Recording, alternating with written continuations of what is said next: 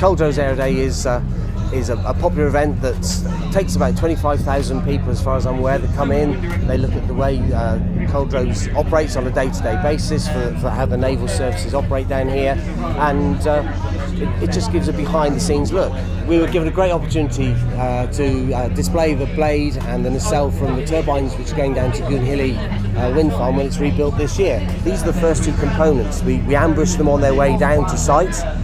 They proved very, very interesting to the public, and by the end of September the project should be up and built and start to generate electricity into the network, which means that over a year 100% of the domestic requirements of the Lizard Peninsula will be met by these 6 turbines, and it's been very, very well received. The public seem to have got well involved with it, and I think it's got the wow factor. I think lots of people have come along and said, I never realised they were that big. But once you start to get some distance away and they're blending in the landscape, I don't think people realise the size of the equipment that's going to be coming and generating on the projects nearby. And most people have been very, very supportive of it. I think it's brilliant. It's the way for the future to go, really. It's so much cleaner. It's just got to be, and I actually think they're quite graceful, but that's my personal view. What do you think, Mary? I think it's a really good project, and I hope we get more turbines down in Cornwall. It's like a really good way to make energy instead of like burning coal and fossil fuels.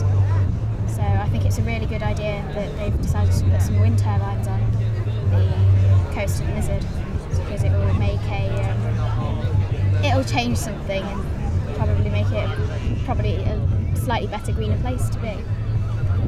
It's amazing that they can replace 14 turbines with 6 and can provide all the domestic power for the whole of the Lizard. It's really impressive. I think it's a very important thing which should have been started years and years ago. Before energy sort of started to run out, should have been doing other stuff before. It makes sense. There's wind, it makes electricity, so why not? What's Absolutely. the problem? Yeah, I don't understand why people are against them. I think they're beautiful, they're doing a good job. We need to have more and more renewables. Yeah, they're great things, they look beautiful, and this is very impressive. I think that they're eco-friendly, they're good for the environment, because power stations are creating lots of energy, lots of pollution, so wind turbines are a great way to make energy without without creating any pollution, because it's damaging our environment and everything that's living in it. Yes, I'm very happy for a wind farm to be put near where I live. I think it's absolutely fantastic.